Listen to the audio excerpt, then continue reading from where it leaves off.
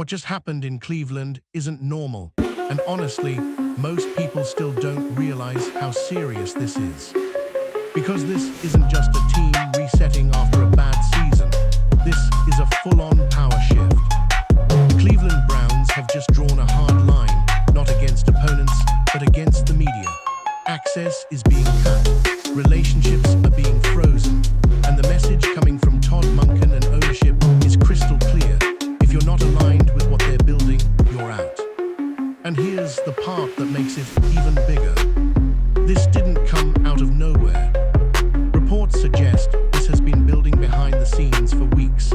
Frustration over constant criticism, negative narratives, and especially the early noise surrounding Shedeur Sanders before he's even had a real shot to prove himself. So instead of playing along with the usual cycle, leaks, quotes, back and forth headlines, the Browns flipped the script completely. They shut it down.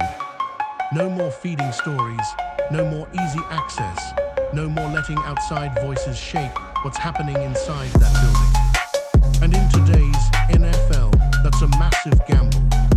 Because this league runs on information, media access isn't just tradition, it's part of the system.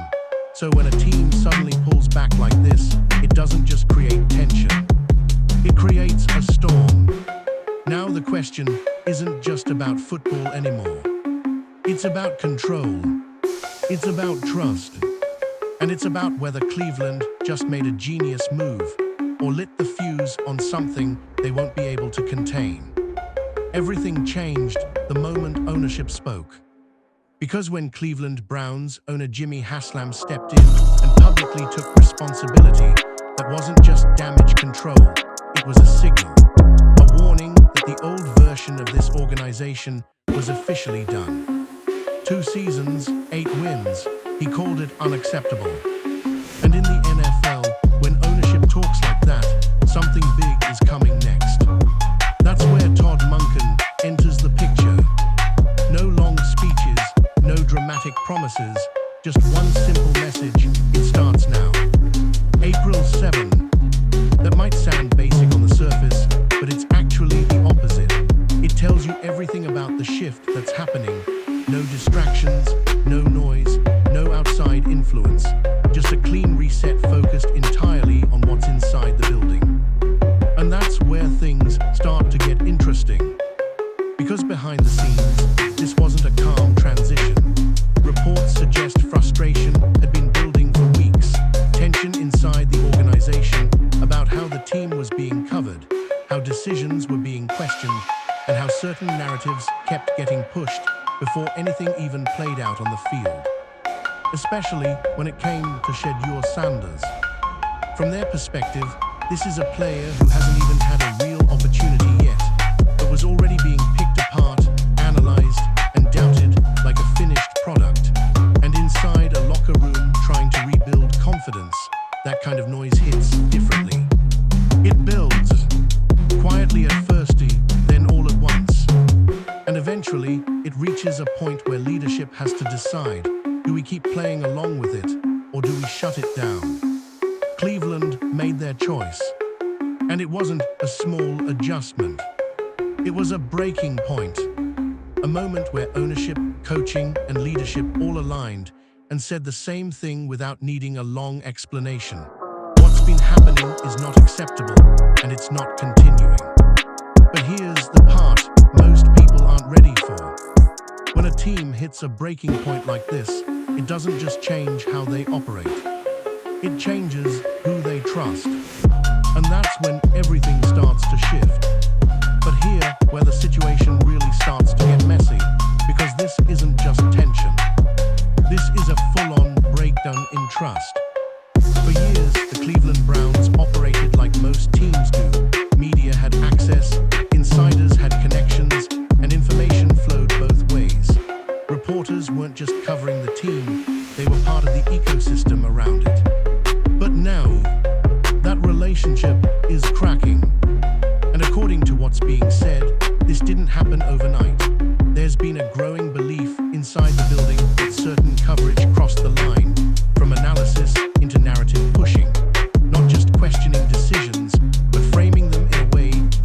organization feels is unfair, especially when it comes to Shedeur Sanders.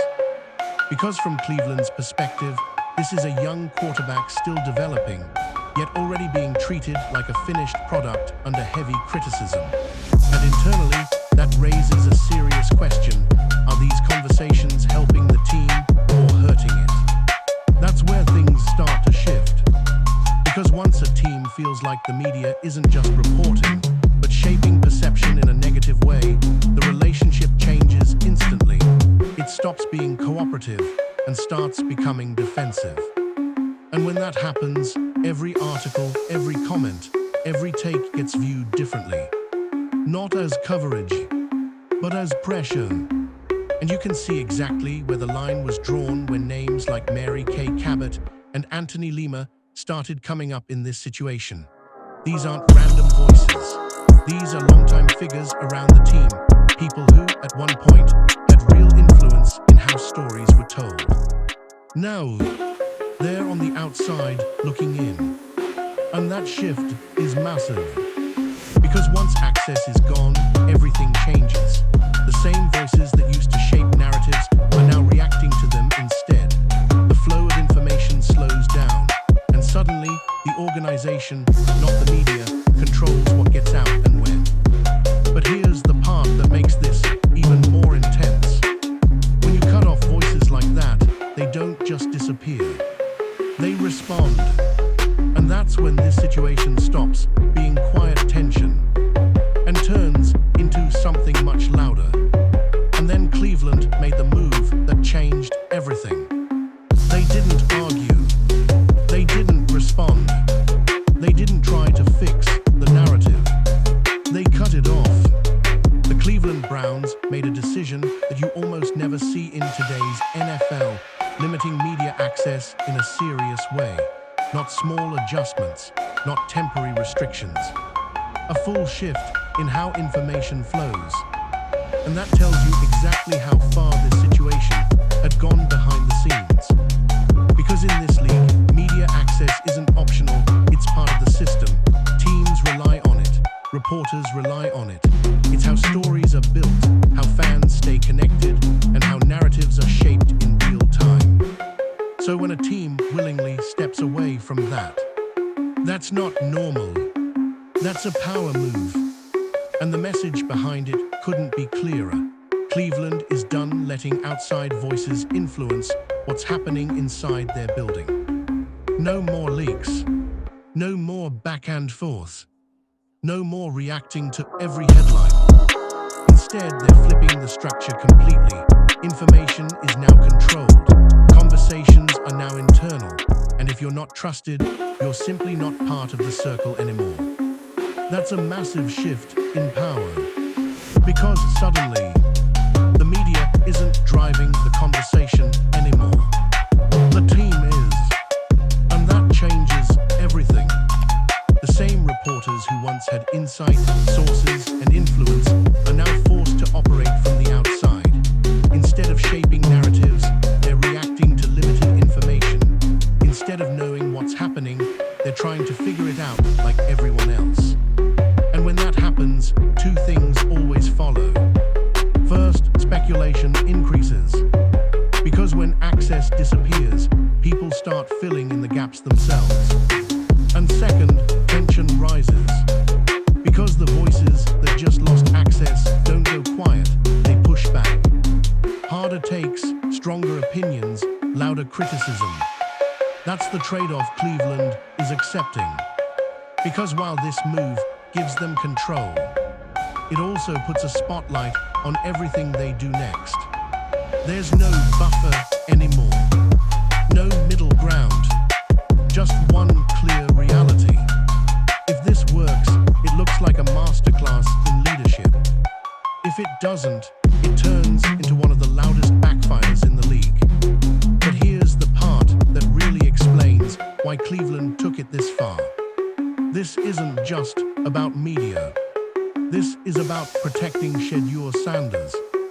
Because when you strip everything else away, the access, the narratives, the tension, it all circles back to one thing.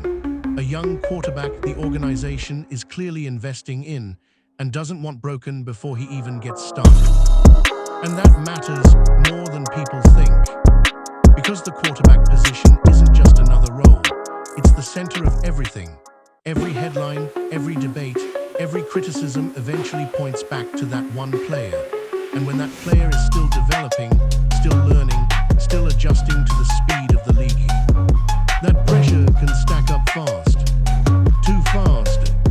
From Cleveland's perspective, a lot of the noise around Shedeur hasn't been patience, it's been judgment, early takes, comparisons, questions about whether he's ready before he's even had a real opportunity to prove it on the field. And that kind of environment, it can shake confidence. It can change how a player performs. It can even alter development entirely.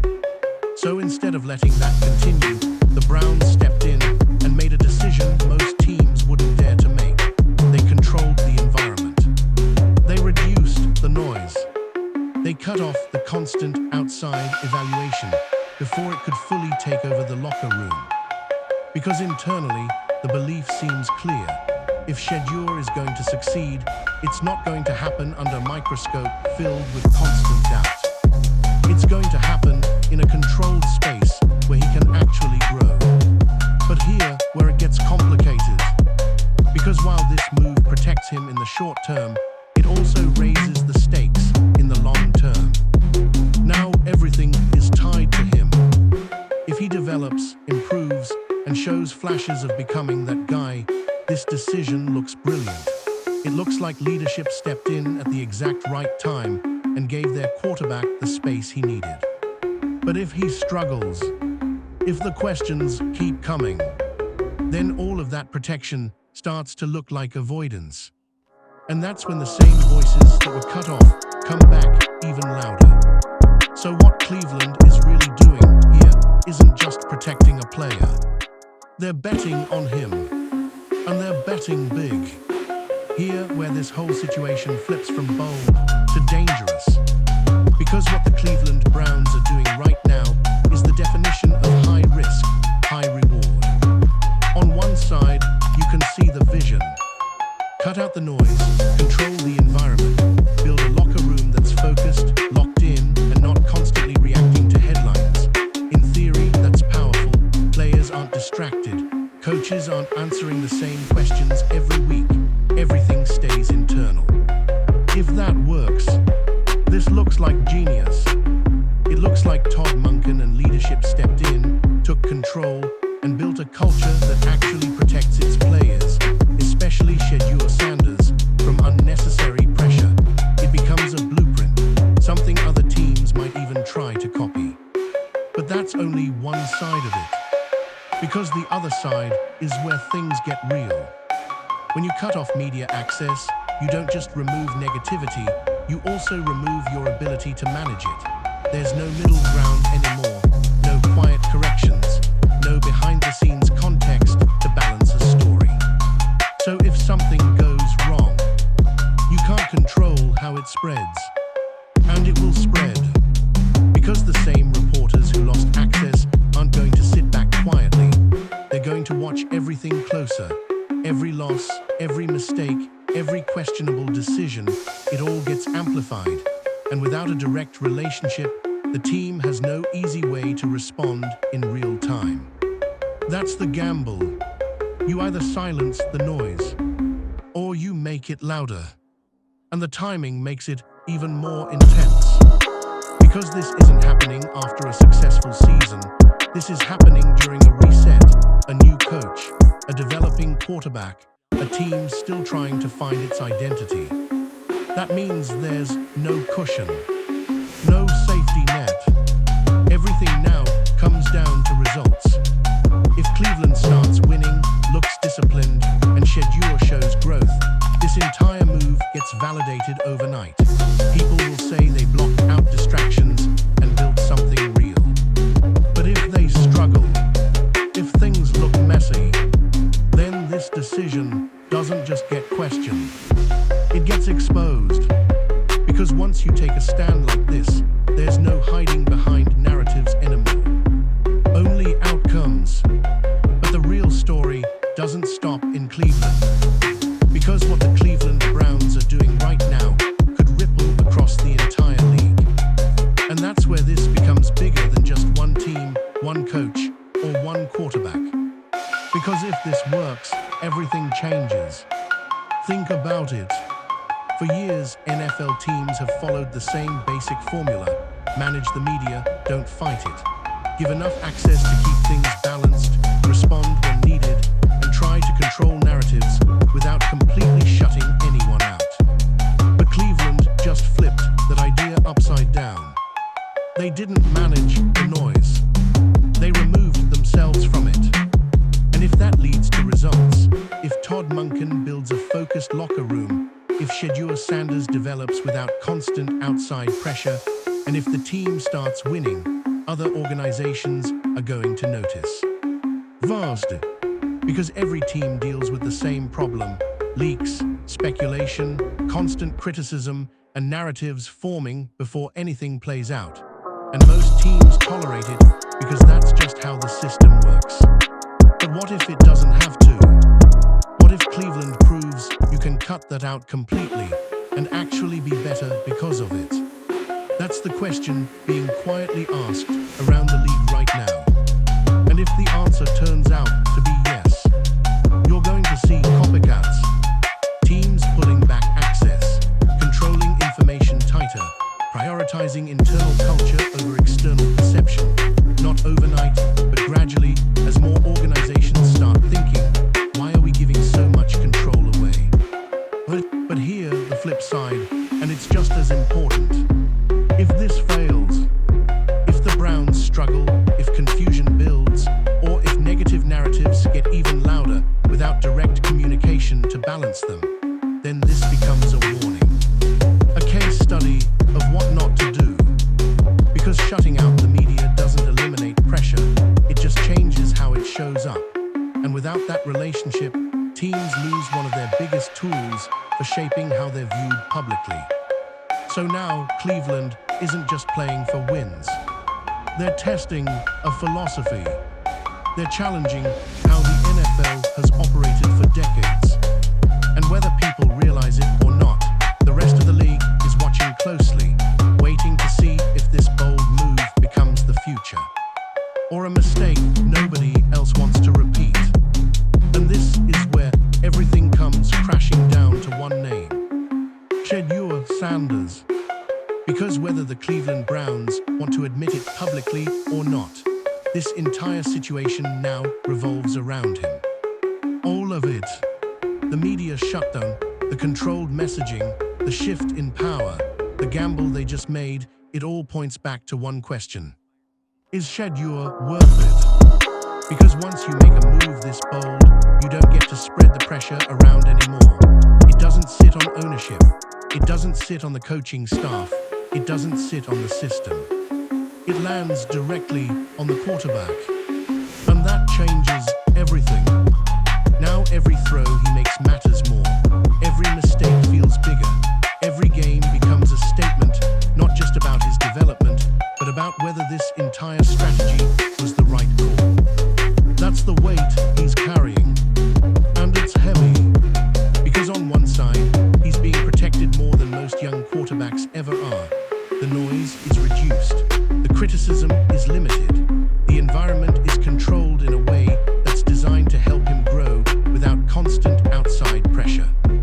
But on the other side, there's nowhere to hide. Because if this works, if he steps onto the field and shows real growth, confidence, command, flashes of being that guy, then everything Cleveland did instantly makes sense. It becomes a story about belief, about leadership stepping in early and creating the perfect environment for a quarterback to develop.